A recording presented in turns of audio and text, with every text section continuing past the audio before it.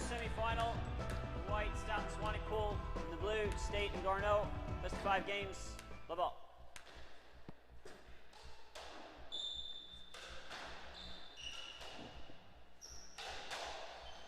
Hello everyone, and we're live at the 2016 Graham Company Cup Challenger SDA semi-final.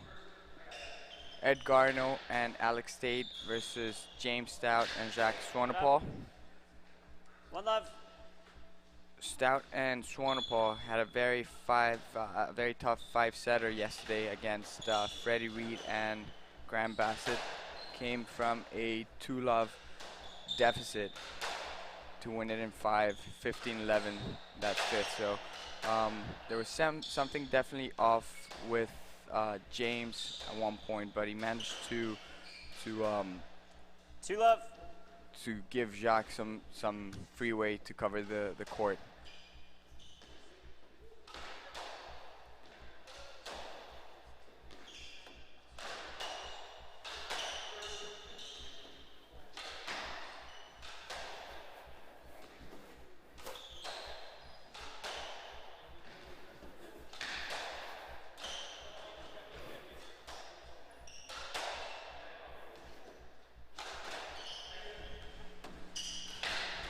We have Tim Becchione here with us from New York. 3-love. Tim, how are you today? Great. How about yourself? Great, great. We're looking forward to 2 great semifinals today. We have the first one here, Garno State versus Stout Swanepoel. What do you think? What are your predictions for this match? Yeah, some pretty exciting matchups tonight.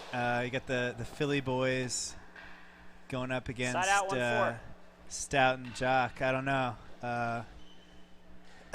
So looks like James and Jock are off to a good start, but it could go either way.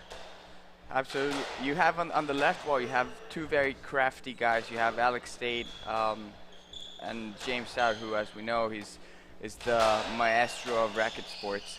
And then on the right side, we have a very interesting combination too. We have Jack, who can hit the ball with a lot of power and really fast, and Garno, who's also a great steady player. Absolutely. So the first couple of points, we were seeing a lot of action on the left side of the court, just trying to move the ball around, get a feel for this court. And the guys in the white were playing on the second court, which was not streamed yesterday, and it's a little bit different. The court that they're playing on is a bit bouncier. So Ed and Garno have played 2 matches in this court already. They're used to it. Yeah, it seems like at this point both teams are still trying to get a feel for the court, and things haven't really loosened up at this point.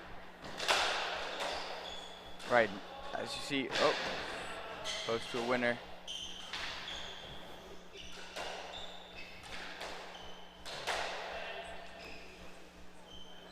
That's going to be a no-let. No-let. 2-4. That's the right call, I think. The only guy in your way was Garno. Ed went to his swing. Jacques cleared to the right side. James was nowhere near his hitting zone. 2-5. Right side. 5-2 for the team in white.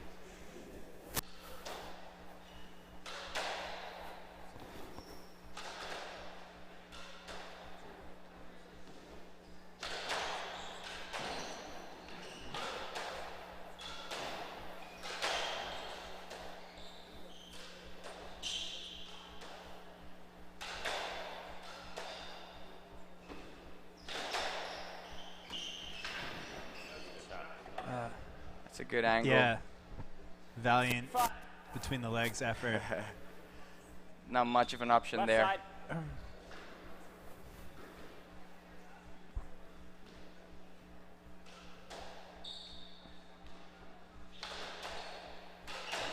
So Jacques seems to be in great form. He's coming from a great win out in Denver. With Mike Ferreira, right? That's right. Him and Mike Ferreira beat Matt Jensen and Preston Quick 3-2 in the finals. Preston Quick's last tournament, he's now officially retired from from the SDA Tour. So Preston, if you're listening, shout out to you. Hope you're doing well in Denver.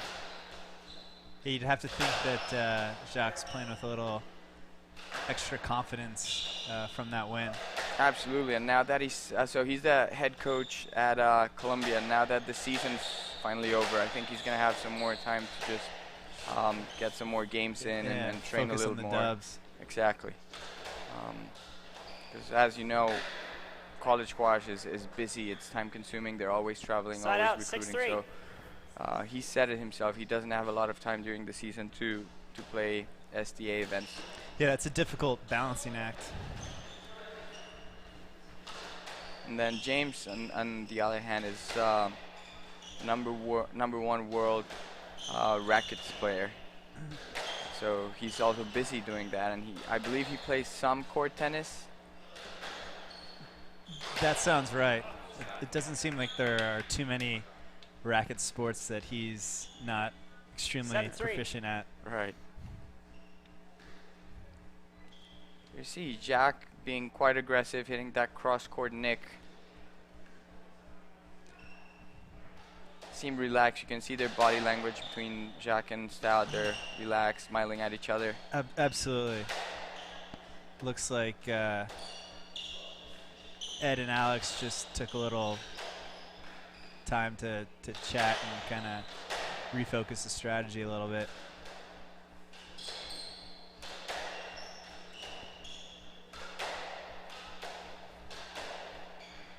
There it is, second one in a row. 8-3. Things seem to be clicking right now. Garno not quite reacting to that ball.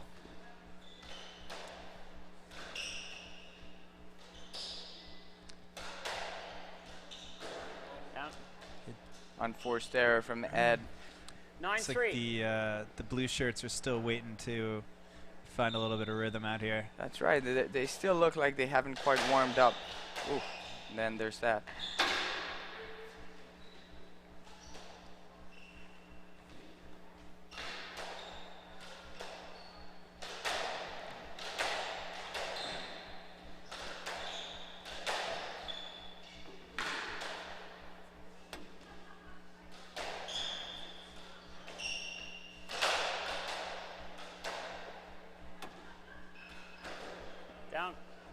So James is very good with those shots coming really fast at him. I think that might be a product of rackets, actually. Cause I would have to think so. Absolutely.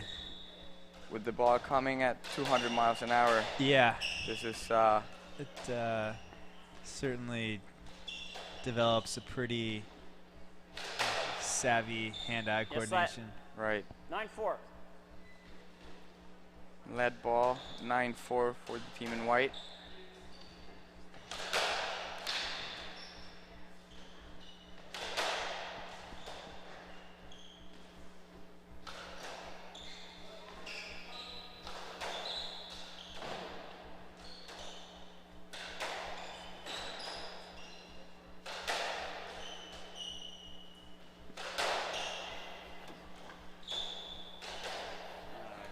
Wow, that's 3 this game. 10-4. The white team appears extremely composed at this point. And confident when you're, I mean, now 6 points up, you can afford to go for those shots because even if you make the mistake, you still have nice cushion. 11-4. 11-4 this first game. The first semi-final of the night. Body language is very loose for the white guys. Yeah, you can see that, and seems like Garno and Stait haven't really figured out what their strategy is. Right. Team in white hasn't really let them Side out. play their game. Last night they played an interesting match. They played Johan Detter and Paris Sharma, who they had actually played that same day and had won in 5. But because the top seed retired, the lucky losers happened to be Parth and Johan again, so they had to replay that much. Very unusual. A very strange set of circumstances. And strangely enough, that second match was completely different. It was 3-love for Garno and Stait, and they had completely figured out Johan and Par. So obviously we're talking here of a more seasoned team, right, with Garno and Stait, but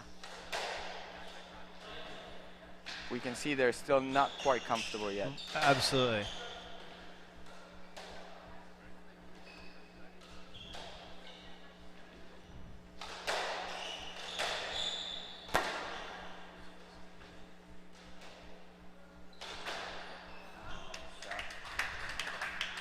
That's number 4.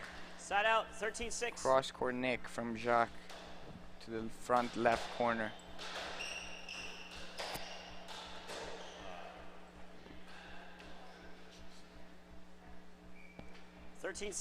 Wow, yeah. First unforced error from him. It's going to be a lead lead ball. See if Ed and Alex can capitalize on the error. I think at this point, they should just slow down the game. They're playing at Jacques' high pace, and really they just have to send the ball deep and wait for the opening to come. They can't really be forcing that, because otherwise Jacques and James, who are both quick players, are gonna capitalize on that. Absolutely.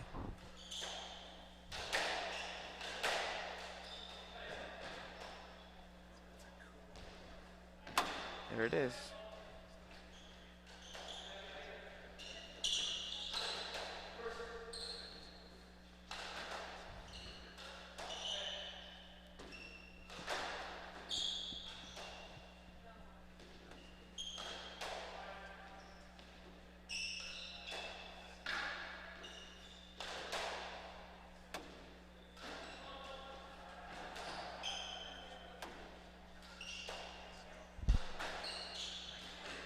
That's a great point. Great finish. So that's the Garno specialty. His overhead reverse shot. 8-13.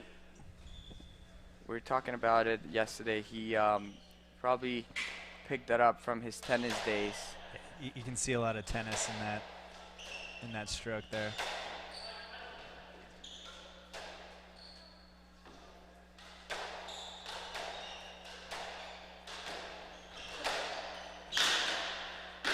Oh. Too tight. Game ball for Stout Swanepoel. Seems like he barely either broke his racket or broke his string, right?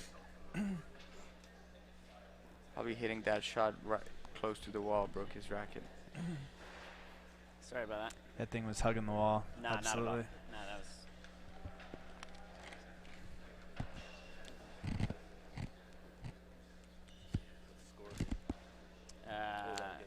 Nope, not quite.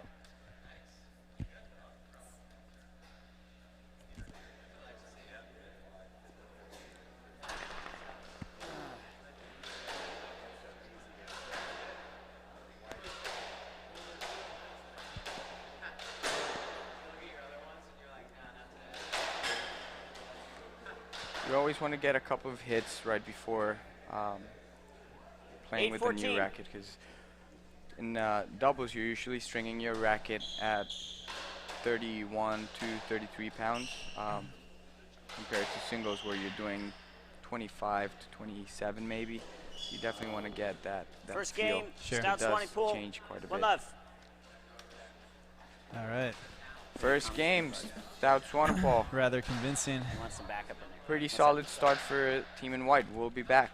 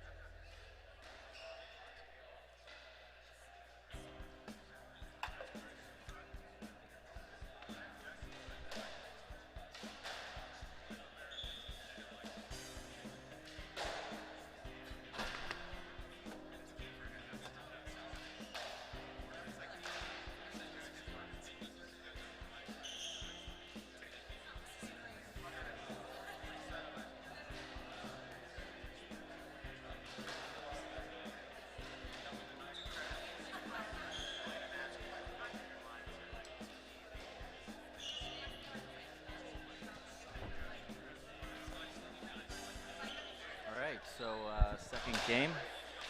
New commentary here. My name's Matt Dominic, and I'm here with Tim. Tim Vecchione still here in the booth. We had a inner game or a switch. Andres is going to warm up for his match, and Matt Dominic's now in the booth. Just glad to be here. Local boy. Count. That was a nice shot by Garno. It's his signature reverse corner.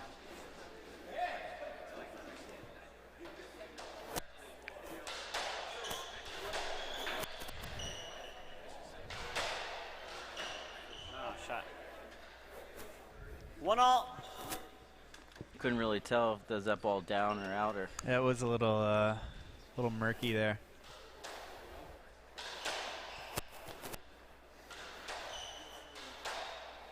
I don't know. Stout and Swanepoel, I don't know if they've ever played before, but it looks like that they're pretty in sync. Absolutely. Certainly in that first game. That was a nice pickup by Jacques there. Was pretty comfortable over there with Ed. Coming off a big victory last weekend in Denver. Yeah, that was a great match, yeah. Carrying that momentum into Philly. Yeah, 14 all in the fifth. Just got the ball past Preston quick to win that match. Pretty sweet. Played with Mikey Ferreira in that one. Yeah, that'll.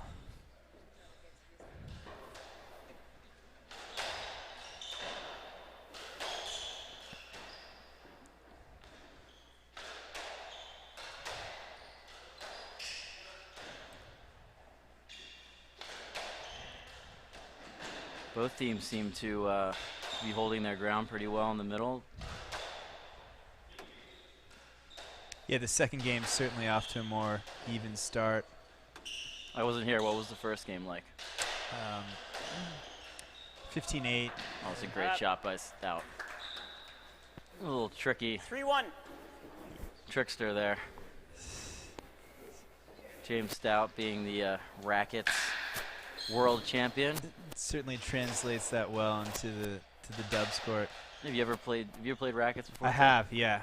Not well. It's like hitting a golf ball. It's sweet when you make contact, but for me, making contact has been a challenge in the few times I played rackets. It was a nice shot there. Nothing really coming off the back wall on the rackets court. Everything's coming off the back wall on the rackets court. I meant for me getting the ball off the back wall. It's just a little exchange there on the left wall.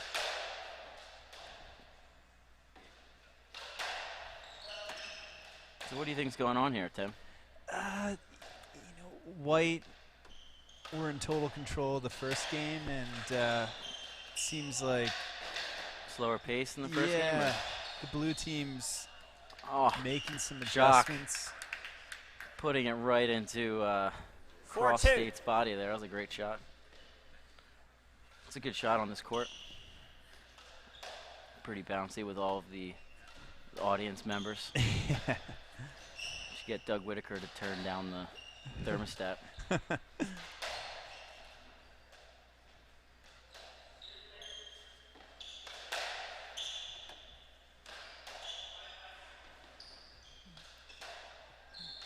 Both teams getting the ball deep, and Ed just going for it every time. 5-2. That was a great. Was that down? Yeah. Yeah. Okay. He's connected on most of those so far.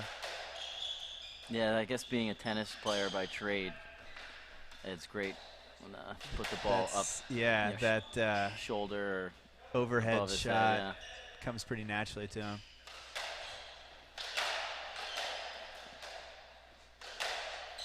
Oh, that's a great shot. That's great.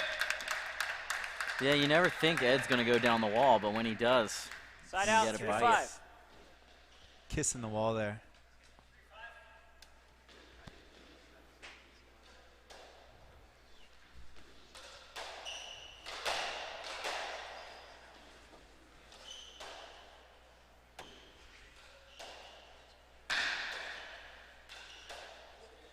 Out of court. Oh, was that out?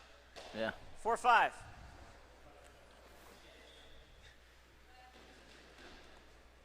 This is a score now. Up by 1. Blue team definitely off to a better start than they did in the first game. Yeah, what do you think they did differently? Again, I wasn't here, so I don't know. Looks like they're just playing a little bit more patiently. It doesn't look like they're playing Stout very much. I think Stout had a back injury in the last match. I had heard that, yeah. Doesn't look like it. No, seems to be moving pretty. Great shot there. Oh, just down. Just down, yeah.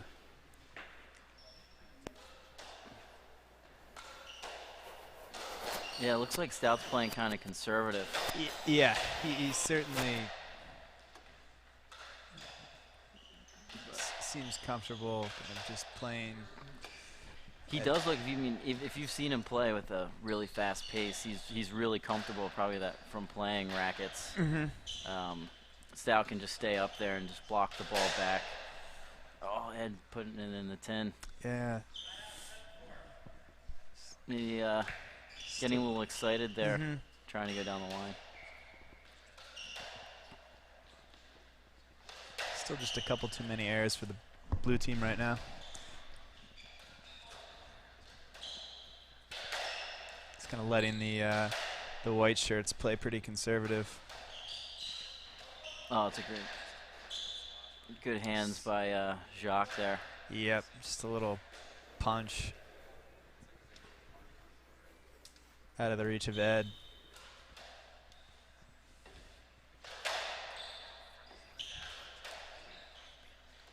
Yeah, it looks like the white team's really getting their length. They're getting it to the back wall, and the blue team's having to just take that extra step, and so they can't really attack.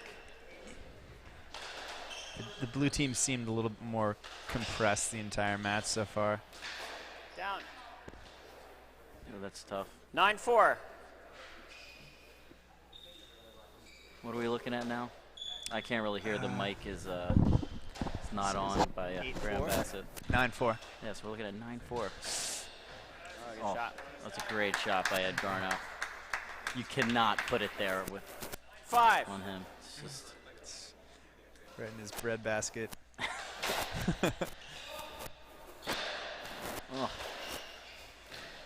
Oh, that was a great decision by Jacques. Good defense by the blue shirts. Oh, what a shot. James, like, I've had enough at this point. Let me just flip this away. That's just 10-5. a heartbreaker.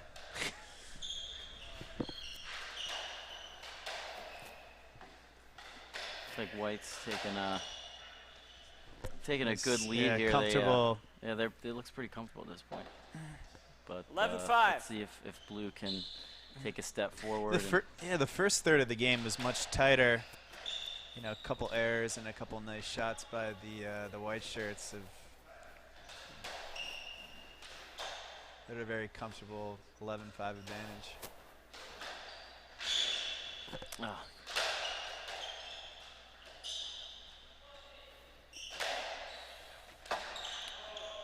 Ooh, it's a great shot by Ed, just getting it really wide. Side out, 6-11. I found if you get it wide and you get to hit the wall at the red line, service line, on the cross court, just gets by the racket, the other person's racket. You could see that with Jacques. It's a great shot by Jacques. Caught him out of position. 6-12. Nice little view of the crowd there. Looks like the galleries. They're on the really edge of their seats. Yeah. Pick up right now. Ooh, just putting it into Ed's body there. Out, 13-6. Smart placement there. I was not ready for that. Just kind of flicking it back in there. Oh, it's a great shot by Caught in Alex. no man's land. 13-7. That's a great shot. Nice touch. Kind of matching some of Stout's drop shots on the left wall.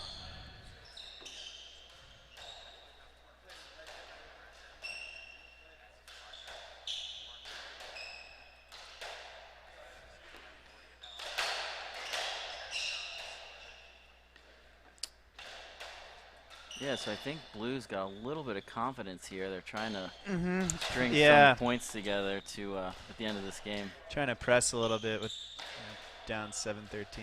Yeah. I've seen comebacks from this deficit, so see if Blue can keep up the momentum. Yeah, just, really doubles press. Doubles is a real confident sport, so once you get it going. Yes. Especially with Ed's comfort level, hitting those aggressive attacking shots. Yeah, it seems like the white team's playing Ed a little bit, just kind of mixing it up. Yeah. They're trying to get it on his backhand. Ooh, just nicks out there. Kind of a lucky cross court. Yeah, it took a unfortunate bounce for the blue shirts. 14-7, game ball. If you keep hitting the cross court, you're bound to hit the nick at some point. Or get a lucky bounce. Beauty of doubles.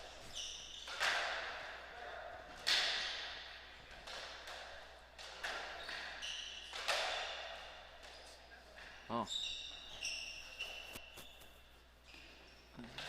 Stait doing a good job of moving Jock up and back.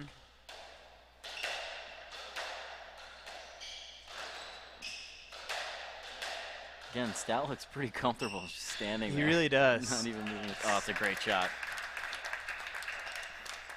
It's Stout's signature shot there. He either goes sidewall, front wall, or straight drop. It's really hard to tell, so you gotta. He did a good job of masking that one. Yeah. No, it's a great shot by Ed. Again, you just can't put it there with him. Yeah, he's really got that dialed it's like in. a tennis serve. He was actually a tennis player before he started playing doubles. And you can see that in some of the shots that he hits. Yeah.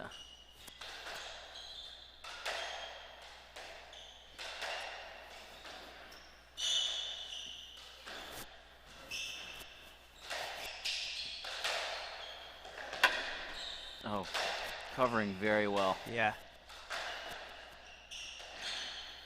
Nice little rally.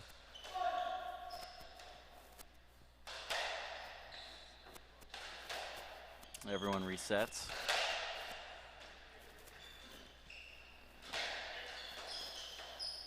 Oh, it's good hands up at the front there.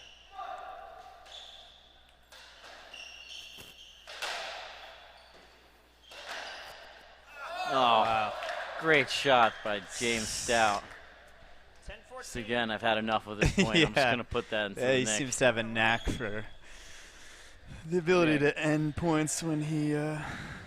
Oh, was that low? No, that was good. Oh, that was good. Yeah. My mistake. Game ball by the white team of 14-10. Had a little blue team rallied back a little bit. Yeah. See if they can... kind of carry that momentum into the third game and see if they can kind of shift things a little bit. Well, it's not over yet. Oh. Ed putting one in the nick there. Yeah. 14.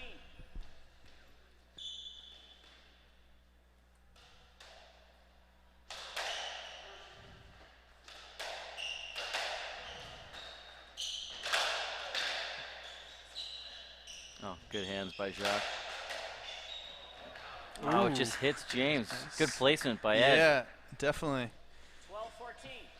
12-14. Nice strategic Tries volley to hop. there Yeah, he into, tries into to the hop body. Yeah, tries to hop and get out of the way, but just can't do it. So 14-12, narrowing the gap. Oh, no! He puts it into the 10. Well, they did a good job of... Blue team certainly played a lot stronger in the second than the first and had a nice little run there at the end to cut the deficit to 12-14.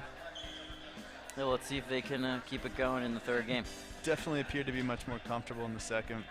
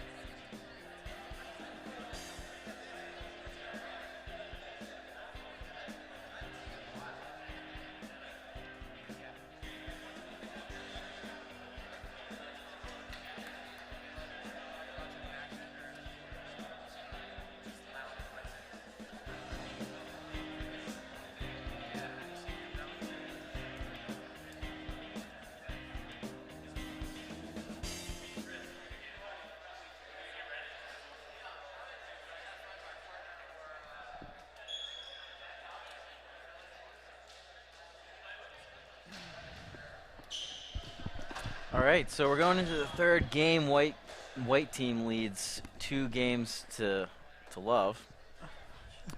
Yeah, no worries. Let's see if the blue team can figure something see out if here. They can, that dangerous 2-0 lead can sometimes lead to a little complacency in the third game. So it's all about the good start. Yeah.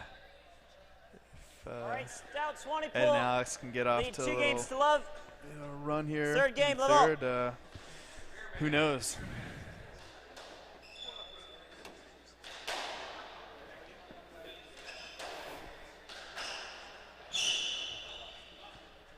Good get by Jacques. Good cover by James.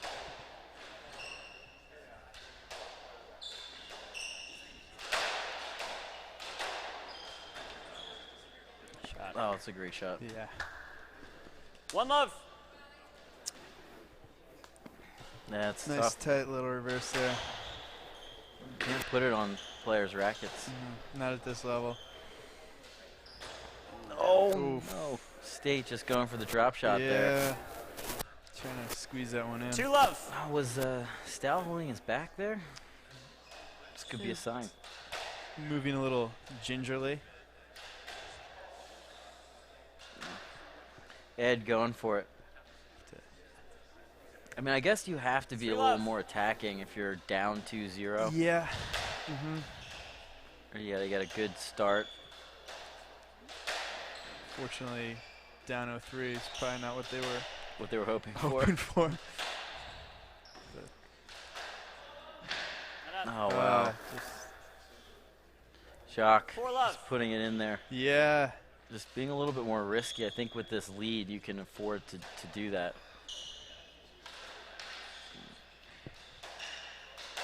The blue team's got to take a step forward and be a little bit more steady. Minimize the errors, yet at the same time. Oh. Was that good? Let's take a look. Oh, that's a great 5 shot. love. Ed kind of ran into my view there, but looks like the ball was good. Off to a fast 5-love lead.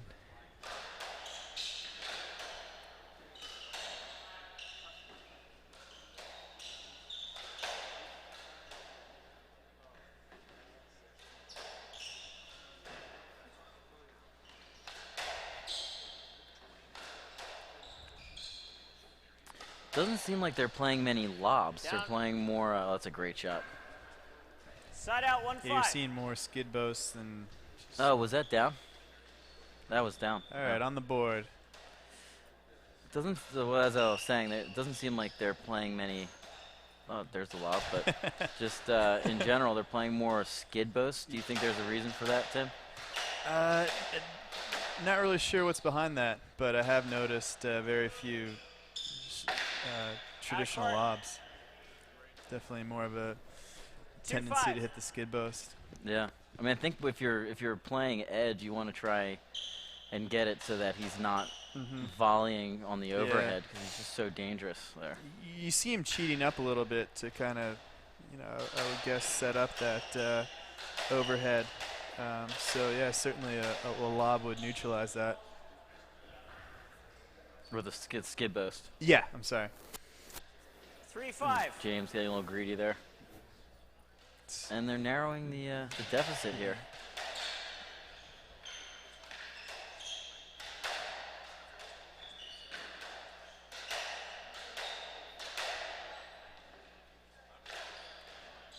Oh, it's a great shot by Ed. Seeing that James is a little farther back. Cheating back a little bit. Yeah. He hasn't really tested him too much to that on the left corner. Oh, airs it out.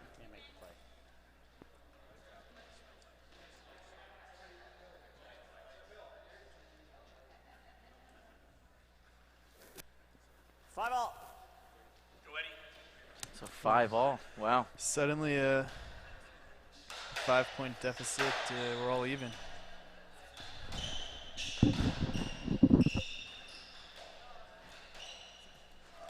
It's good movement by James.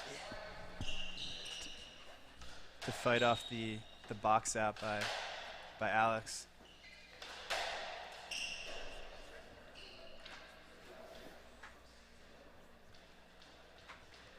6-5. Puts it into the floor again. A rare error by Stout.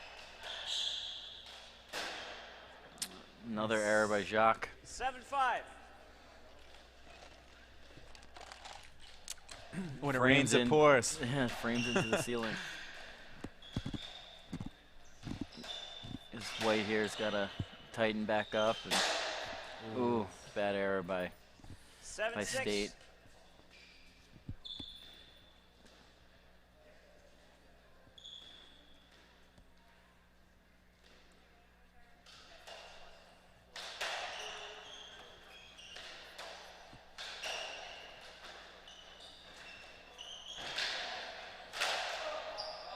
Oh, hits it right into to Garno. Side out, 7-all. Do you find that Jacques been doing that this match, aiming for Garno? I have noticed that. It's kind of mean, don't you think? It's. I guess we are at the semi-final stage, so. Yeah, it can't be nice. No nice guys. Nice guys finish Friendship last. goes out the window. Out the window. 8-7.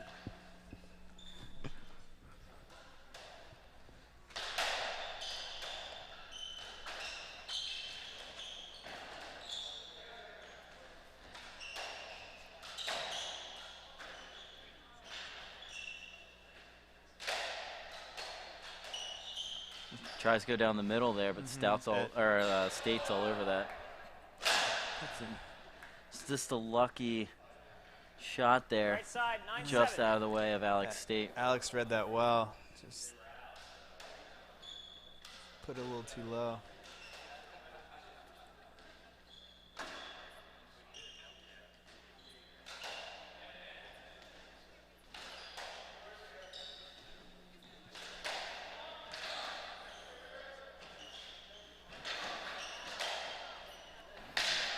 Oh, great placement there by James. Still a worm burner. 10-7. Jacques shaped for that, and James saying, "Nope, that's mine." I got this one.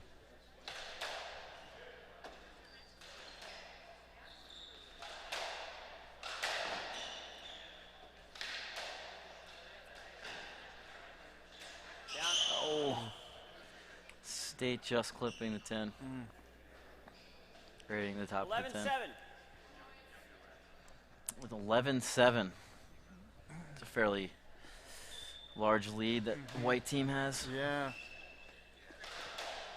After that nice run by the blue shirts to overcome the early deficit. The blue shirts. This isn't the Revolutionary War. It's the spirit of Germantown, I guess. Taking over.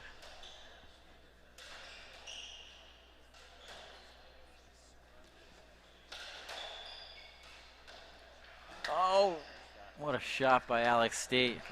Seeing that Jacques is pinned behind. Totally blocked out.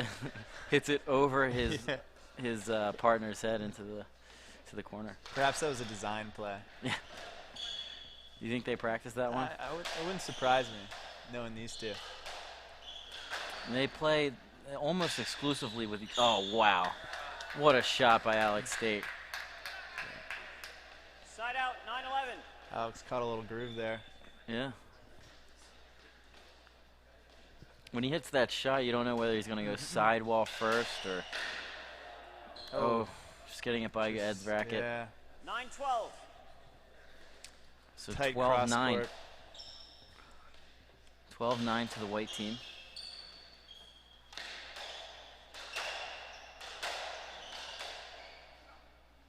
Yes, left. Just gets it 9-12. right into Stout's body, and Alex calls a let.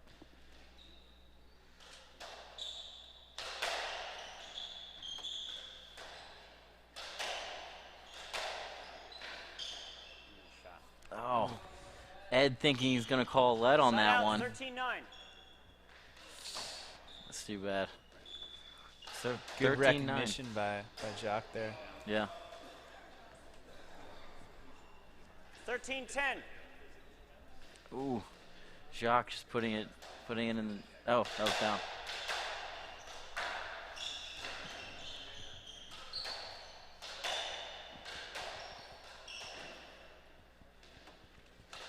White trying to find their length, and Stout, again, I'm finished with this point. Yeah. 14-10. Terminator. Just uncanny ability to end points at will. Oh. The ball shoots out, and side out, 11-14. Right. Jacques, I think, trying to be safe, doesn't take a full swing. 11-14. New match ball here.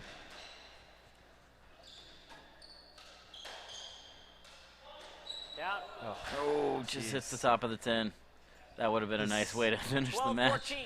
Pretty. Oh, Jacques willing it, but it doesn't make it, unfortunately.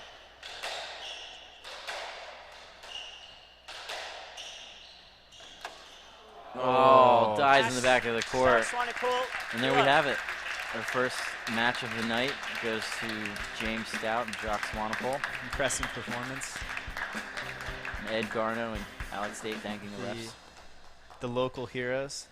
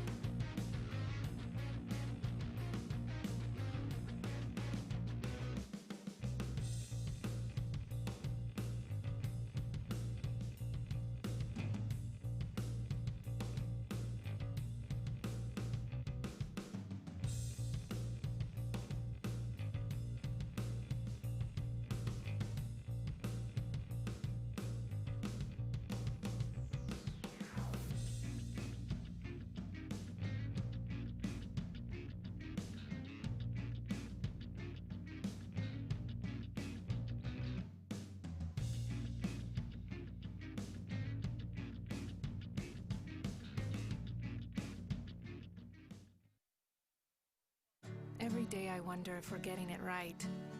Parenting, planning for tomorrow, all of it.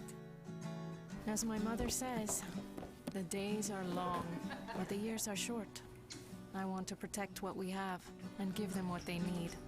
But we're going to need some help. Reaching your family's financial goals could be easier than you think. At MassMutual, we've helped families for more than 160 years. Let us help yours.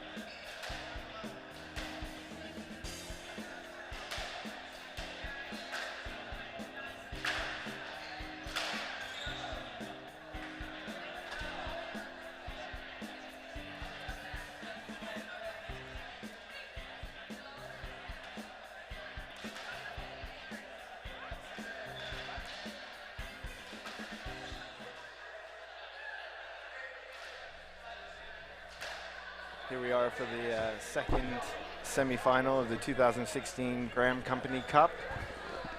Matches between John Roberts and Andreas Vargas against Mikey Ferreira and Chris Callis. All right, second joined by Alex Stait, in the blue, Marion Cricket Club, and I am James Stout. In the black, Vargas and Roberts. Should be a good one, this, James. I think four big, strong boys. A lot of pace. A lot of pace, a lot of fitness as well. Yeah. Oh, nice start. Not a bad Side shot. out, 1 love. Under pressure, rolls out the neck. Unbelievable shot with 2 hands.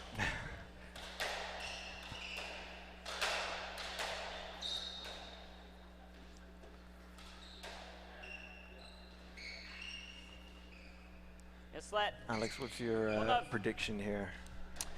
I think Mikey and Chris are the highest seeds, so I guess they're expected to win. But watched the other 2 boys play last night, and they certainly look a pretty good team. So if you ask me for prediction, I'm saying 3-1 to Mikey and Chris, I think. But it's going to be a good game, I think. Yeah. What do you think? I would agree. You've got Mikey and Chris are 10 and 8 in the world rankings. Mikey Ferreira just came off a good win in Denver last weekend, playing with Jacques Swanepoel. John and Andreas very solid at 21 and 25. But both of them sort of newer guys on the tour. Yeah. It's a strong partnership, reasonably new partnership. Yeah, there seems to be a lot of new, sort of younger players starting on the tour, which is great for the tour, really. Yeah, that fresh blood. Exciting new players.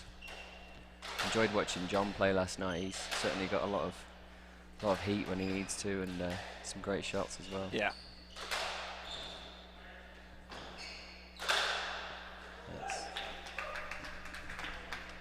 Good start here from Mikey and Chris.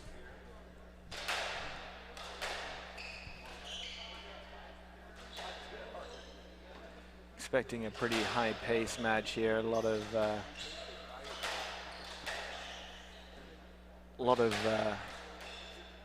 hard drives, breaking that ball into the side wall in front. Yeah. Of the opponents. Ball did slow down quite a bit, didn't it, when we played? So I think after the first game or so, it'll soften up a little bit. Yeah. To open it up a bit. It's interesting because this show court is a little bit slower than the second court here at Germantown. Mike and Chris did play on that other court yesterday. Yeah.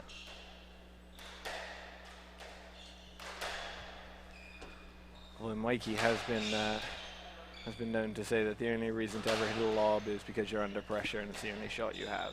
Right. So he doesn't really believe in that slower pace game. If in doubt, give it a clout. Yeah.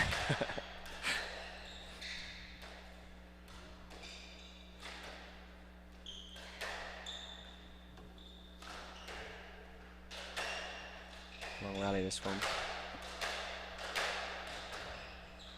I think it's Johnny's birthday tomorrow, so he'll be hoping for a little birthday treat for a win here. Absolutely. A few of his friends have come up from Boston to celebrate, so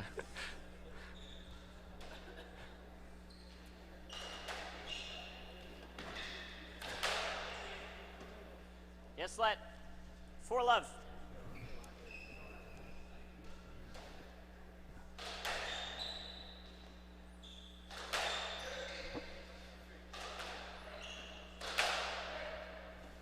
I think Chris has improved an awful lot.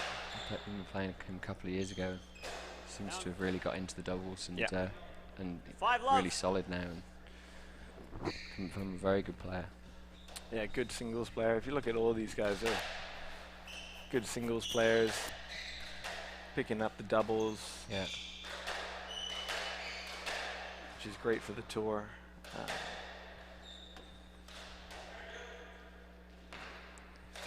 we have two Trinity players playing against each other tonight. I think in Mikey and Vargas. Mikey and Vargas. Callis was Princeton.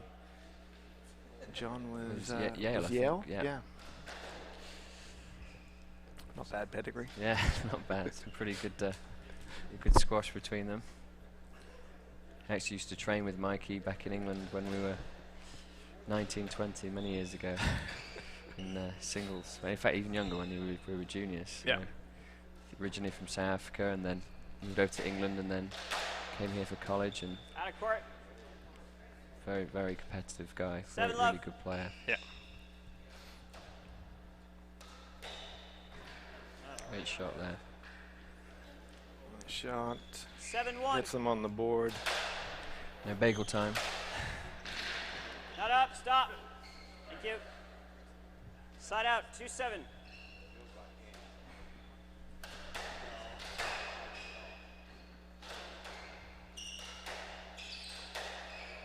So James, you're a rackets world champion. What would you say the differences are playing? Must seem quite slow for you this game. Seems fast for me coming from singles, but for you it must seem pretty slow. How are the differences, and how do you think you adapt your game to it?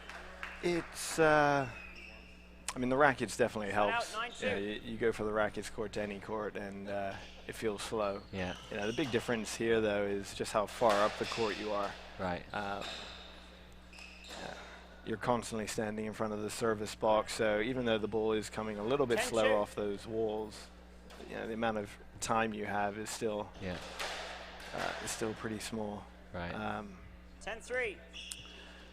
Yeah, you get used to just like putting the ball back in play. Yeah.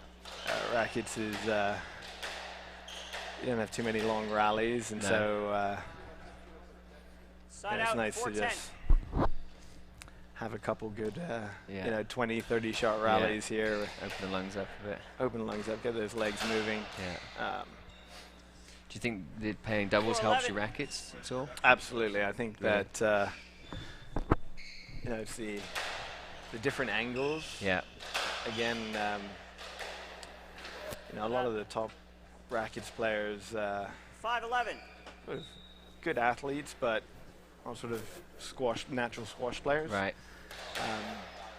And so when you use shots like the reverse bows, even three-wall bows, it's something which they've never seen. Yeah. And they don't expect it either. Yeah.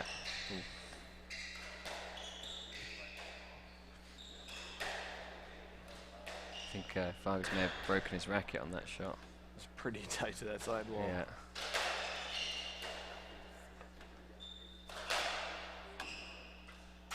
I'll just be hitting it over to him now, we're pretty sure. Yeah. You can see him checking his racket there. Yeah.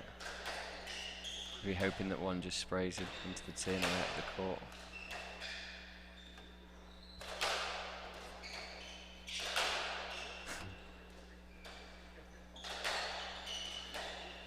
Have you played against Mikey, that two-handed backhand on the doubles I floor? haven't, no. No, I haven't. But what about you? Playing New York at all with him? I have. He's actually he's a member at the R&T where I coach. Oh, okay. And, as is Chris Callis, so nice to get high level of practice games. Yeah, no. We've got Manik Mathura, the world number 3, I believe. Yeah. He's a head squash pro. It's different. You know, he generates a lot of pace with that, using that left hand. You can get a little bit more cut as well. Yeah. Sort of chops it into the corners nicely. Physical therapy, yeah, I get it. 12-5. Side out, yep. It looks hard when the guys are hitting so fast to him, but I think he's got such quick hands. I know he was a very good cricketer when he was younger, and I think he sees the game pretty quickly, and he's able to really use it to his benefit. Yeah.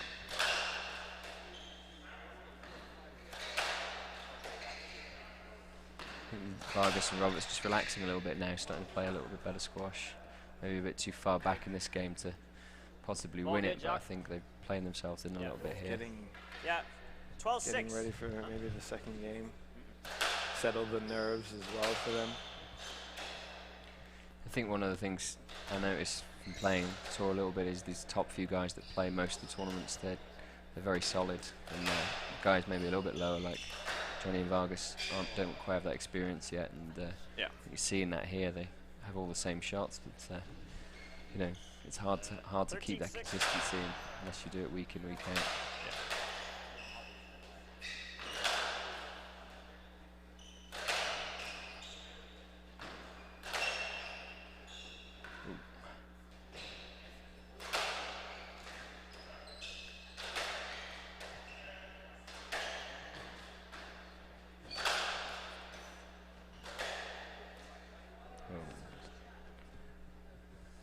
Got to try to get that 14-6, left side, game ball. A little bit deeper. Try to get Mikey and Chris back of the court, trying to force the issue. Second serve.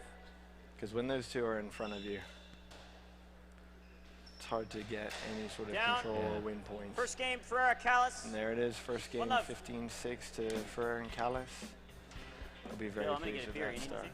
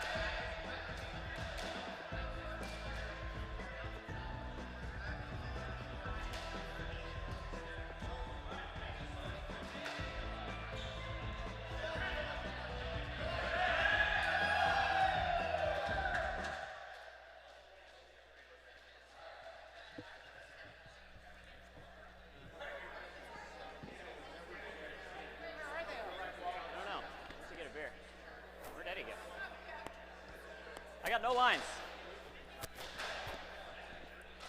They're there. Here we are back to the second game. All right, one love. I think Graham is just trying to settle down the crowd. You can hear John's support support team here from Boston, New York area. They've come up for his birthday. That's a good start for Vargas and Roberts. One love. Always a good crowd here at Germantown. They run a great tournament, and Saturday night with the dinner afterwards, there's always a great crowd in. Yeah. I mean, Philly is biggest hub of squash in the States, isn't it? I guess so. Yeah. There's certainly a lot of doubles courts, a lot of squash play, a lot of junior squash. Yeah, it's a real hotbed of squash, as is New York, certainly for the doubles. But, these tournaments are all really well supported, and they've been a tradition for a long time, and hopefully a long time to come. Yeah. Certainly a lot of fun as a player to come and play these tournaments, because the crowd really get into it, and they have their member guests the same weekend, and the pro-ams, so there's a lot going on. A lot of matches, people constantly here. So Alex, you're here at Marion Cricket Club in Philly. Actually, I used to be there. I'm at Agnes Irwin School now. Okay. School just down the road.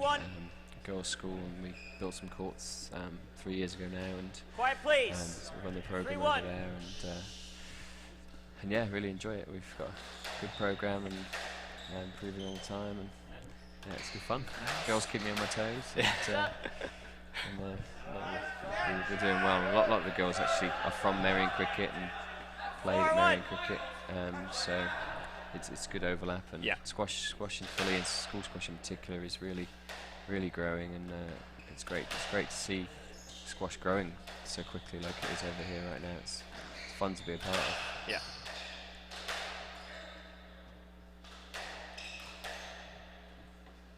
Good to see Vargas and Roberts have got a good start here. They've got into it a little bit. Seem to have got Mikey and Chris off the tee a little bit, and a little bit further back in the court, mixing up the angles. Yeah.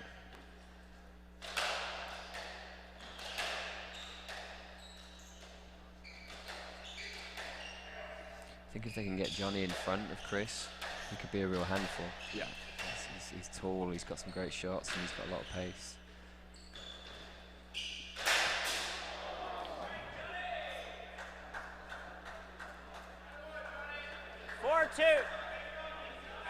Here Johnny's crowd getting a little bit rowdy with that one. They're getting fired up. Second serve, stop. 4-2.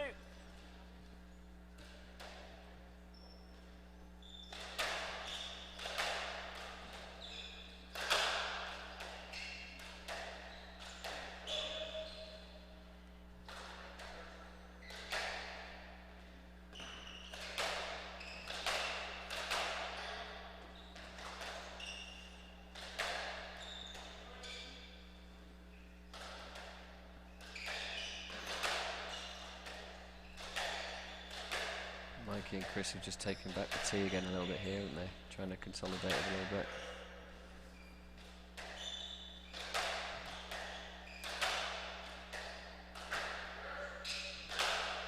How much of doubles is just that positioning? It's huge, isn't it? I think it's you know, most of the guys have got a lot of shots, and you know, anyone can put in some good shots, but I think if you're doing them from the wrong areas, then you're going to set yourself up and to do a lot of work. So I think positioning is huge, and when you watch the top teams, they're sort of masters at it. Really. They just sort of get into that position and don't move. Yeah. Wow, Mikey's that's ace and then the back wall nick off the serve. He's got that arm warmed up tonight for sure.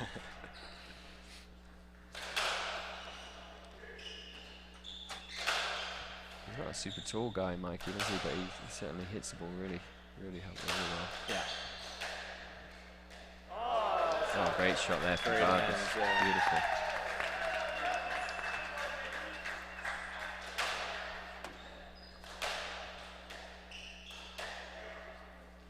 As a righty playing backhand, how different is it? 3-7. Constantly hitting that backhand, and a lot of the time you're facing against the forehand of the right waller. Yeah, I mean, 4-7.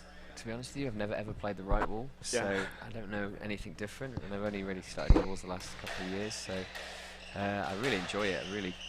Personally, I couldn't play singles anymore because of my knee, so I don't have to twist and turn in doubles, so I really enjoy playing. And I think it's a little bit hard at times playing someone like you tonight, and a lefty. It's difficult to get in front sometimes, and I'm not the tallest guy, so that can be difficult because you're trying to hit the backhands up high, but the backhand's probably better than my forehand, so it helps me. But yeah, it's a lot of fun. I prefer the backhand because you've got the ability to play a few more shots, and you can change the pace and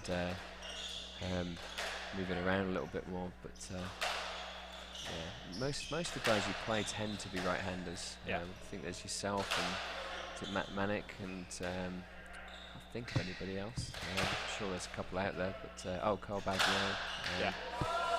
Oh, great shot from Chris there. Side out. Absolutely smashed that one. Right down the middle.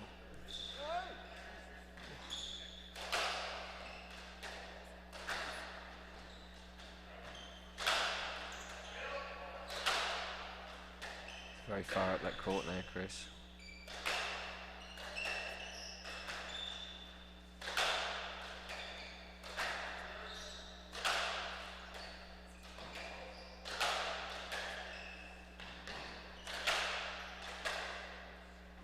Not a huge amount of subtlety on there. It's some real good pace.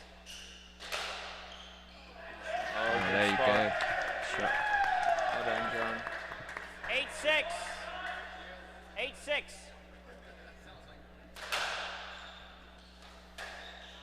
That serve is causing a lot of problems. Really getting a good angle on that. Yeah. You have to sort of cover the cover if it hits that back wall first. Yeah. Oh, that's another great shot.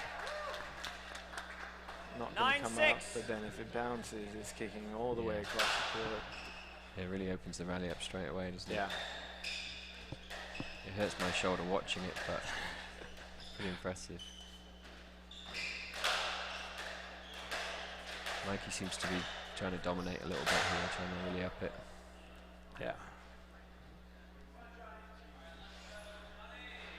10-6. Down, second serve.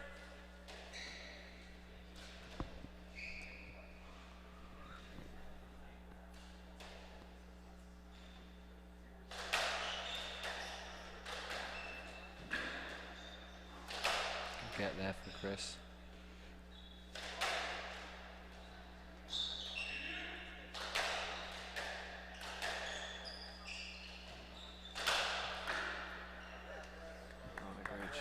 Set up Chris. Lovely width there. Almost impossible for Vargas to get that one. Yeah.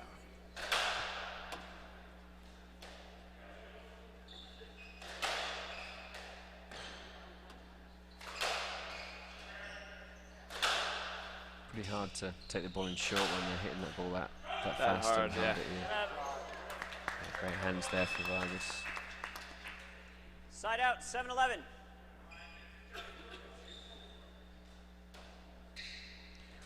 You can hear the crowd willing the team that are one game to down on. They want to see a long, tough match here. Unfortunately, they didn't see it before this.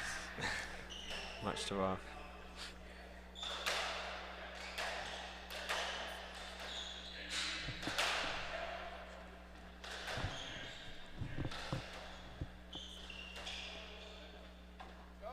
Out of court. 7-12. Just snuck out there. Oh.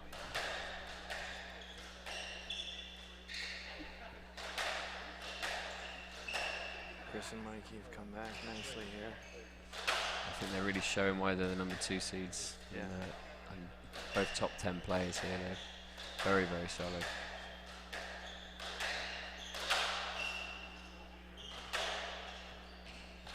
What would you, if you were going to talk to these guys in between games, Johnny and Andres, what would you advise them to do to try and change things around a little bit? Try to slow it down. Side out. Try and mix up the pace a little bit. Yeah. You know, they're having to hit a lot of reaction shots, reaction angles. You know, if Mikey and Chris want to keep injecting that pace, let them. Yeah. Put that ball back, get it deep. And you look at them, all 4 of them there, middle of the court. No one's really moving deep into the corners or far up the court. And again, I think that's where the experience of Chris and Mikey will 14-7, game ball. Will carry them through this match. Yeah, they're going to have to change something around here, aren't they? Because they seem to be playing their game. Ferreira, Callis, 2 love. And Ferreira and Callis are looking very, very strong here. Very confident, yeah. 2 games to love lead. Starting to feel better, man.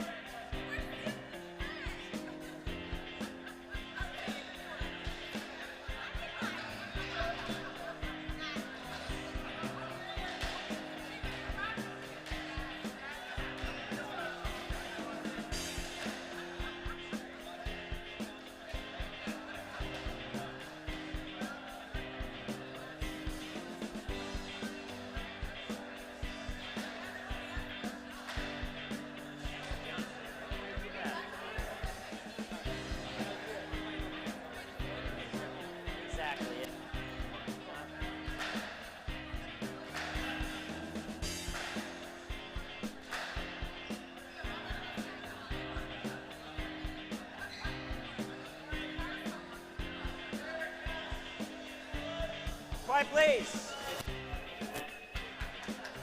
Third game, level. We are back for the third game. 1-love. Ferreira and Callis lead 2-0.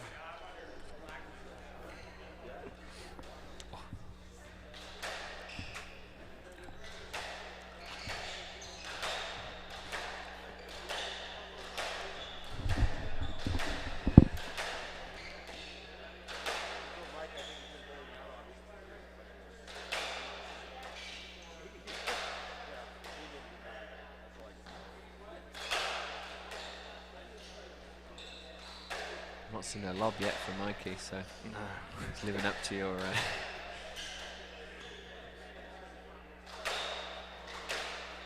He's not needed to be fair. He's been at the front all the time and played some really good stuff. Good angles.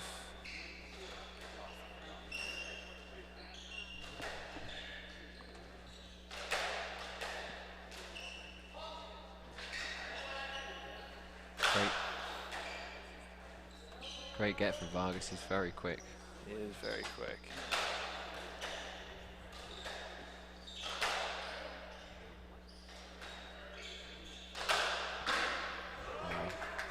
Good width again there from 2-love.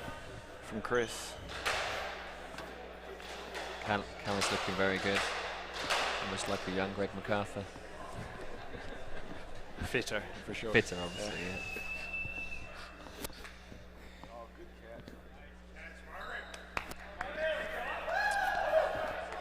Can you hand me that ball right by your foot? Thanks.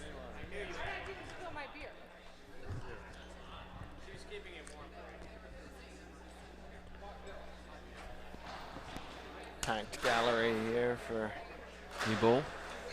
The semi-final match. New ball. Not surprising. Speed at which they're hitting this thing.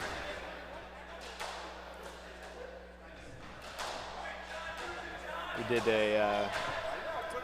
had a radar gun a couple of years ago. Oh, really? In New York, little exhibition with Damien Mudge, Ben Gould, John White, and David Palmer. Oh, wow. And see who could hit the doubles ball the hardest. Right. Unfortunately, the machine topped out at 172 miles an hour. It must be way above that, I would have thought, wasn't it? Believe so. I mean, everyone got to 172 pretty easily. Right. I think the singles, I forget what YT, and I think it's now Cameron Pilley has the record, but I think that's a little bit more than that. So obviously it's like 175, I think, or around there. Doubles ball is obviously going to be faster with it being a bit harder, and it's not much fun getting hit with one of those. It's always my first concern on the doubles court. Absolutely, give the guy the point. You know, just don't get hit. I'd like to apologize to Graham Bassett for hitting him twice yesterday. Oh, really? Sorry, all right, Graham. 2-love. What kind of bourbon are we talking about? Ooh. I'm probably tempting fate here, but I've been playing doubles for 3 years and I've not been hit properly yet. But I'm going to get killed the next time I play, I'm sure. I've seen some pretty bad ones, and it's scary. Oh, yeah.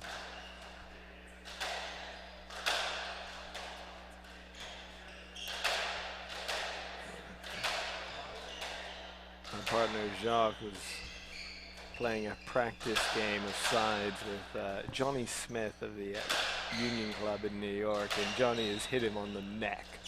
In sides? In sides, a game of sides, which is hard to believe. That's impressive. Yeah. I think Johnny's comment was clear.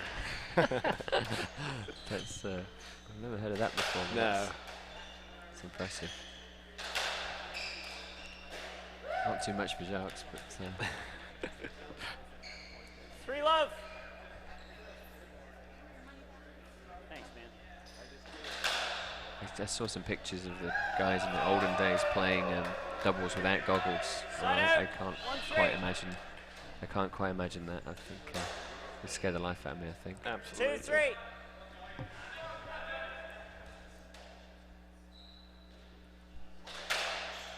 Absolutely.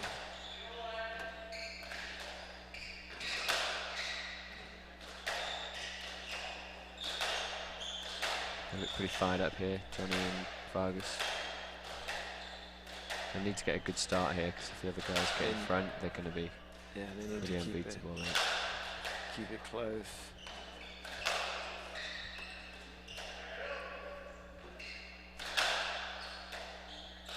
Mikey's doing really well on that forehand. He's got a lot of pace in the ball. It's one of the advantages of playing on that backhand side is anything down the middle. Yeah. Is a forehand. You see him? Adam Hamill to the rescue there.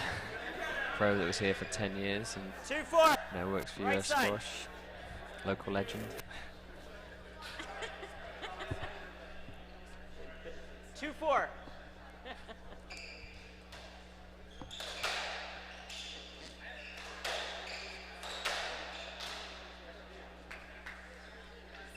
Side out. 5-2. Right on the wall there.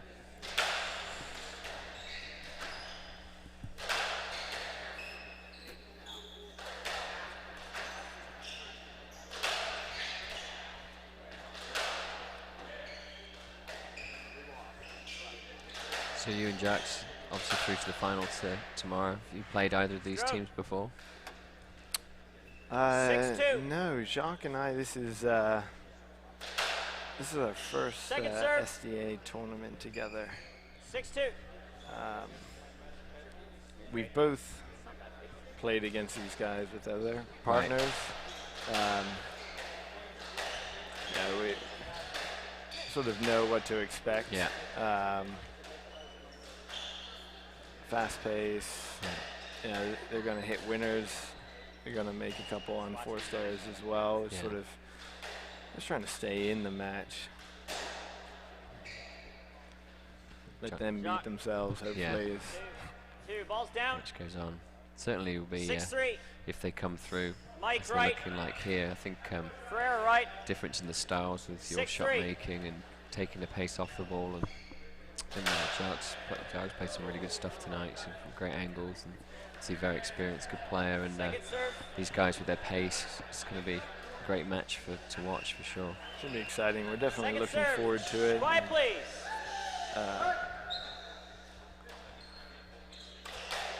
This Philly crowd, they appreciate this squash. You can see them there. I think is that guy swigging a bottle of whiskey there? It looks like it. Wow. They certainly know how to party here in Philly. Absolutely. The crowd are getting pretty vocal here.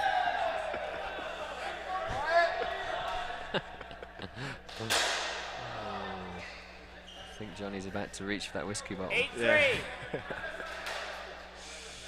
Quiet, please. 8-3. They have been impressive here, Mikey and Callis. I can't remember more than 1 or 2 errors in each game. They're very hard to break down. Great pace, great positioning. You can see them when they get. One of the other things when they get that lead, they grow in confidence. Yeah, they're relentless, aren't they? They're happy to attack a little bit more, go for their shots, and. Mikey looking for the stroke there. Stroke. 9-3. For the stroke. Got it.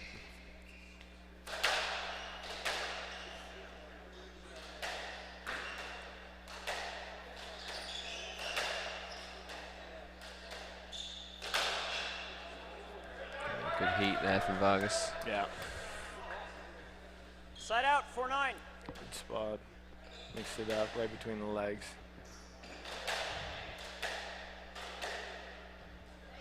There we go, little run here. And go a couple quick points. Momentum changes very quickly in doubles, doesn't it? You can look totally out of it, and then suddenly you win 2 or 3, and it can change much more than it does in the singles game. Yeah. It's a little bit more pressure on the guys who are leading.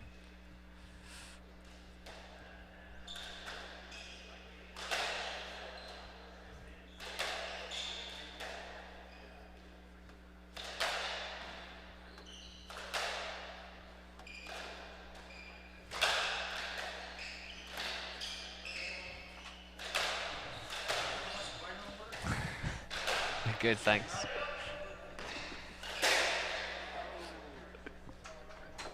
Six 10.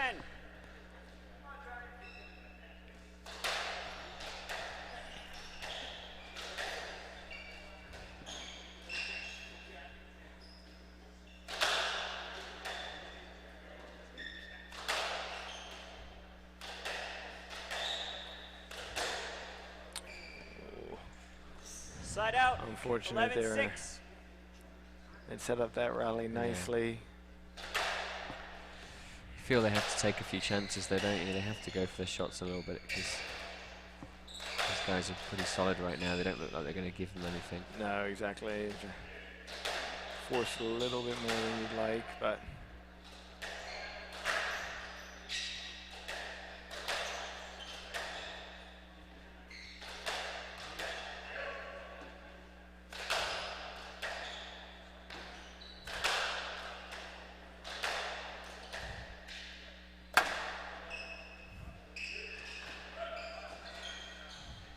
Rally here, all over the court.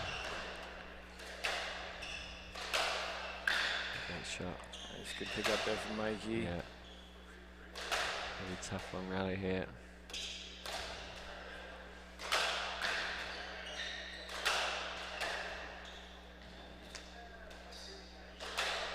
And he went for it. That's a good shot. Get that ball deep.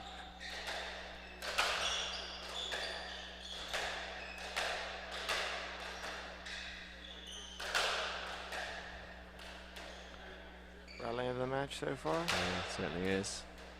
Close to 100 shots. Oh, wow. Is that down? Is it down? Looks like it was good. 12-6. Very, very good finish there. Beautiful shot finish. Just 3-wall.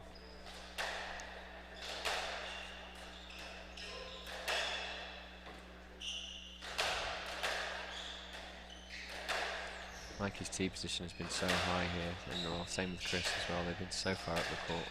So far up the court, and especially Mikey. Yeah. I don't think he's hit the same shot twice in a row.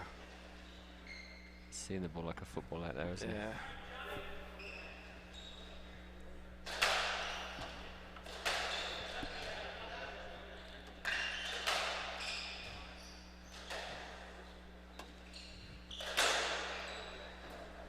Couple errors. I think we talked him up too much there, James. I know. You're welcome. Here we go. Let's take this to a fourth. I'm sure you'd like to see them battle it out for 2 hours. And that would be great, wouldn't it?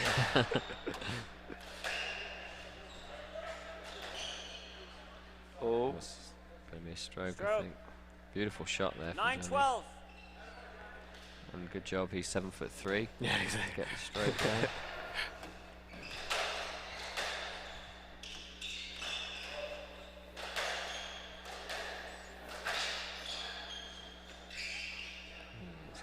Stroke. I think. 9-13. The problem is when they have tried to take the pace off, the ball's so hot like there that it's hard to control, and it's sat up and ends up just sitting there for Mikey and Chris to pound on. Not easy. Very easy from here to say take the pace off, but when the ball's coming at you that fast, quickly, it's not easy.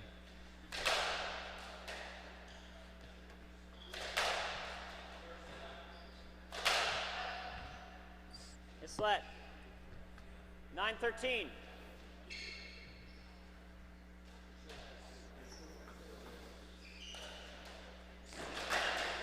Down. 9-14. Sorry, side out. 14-9. Match ball.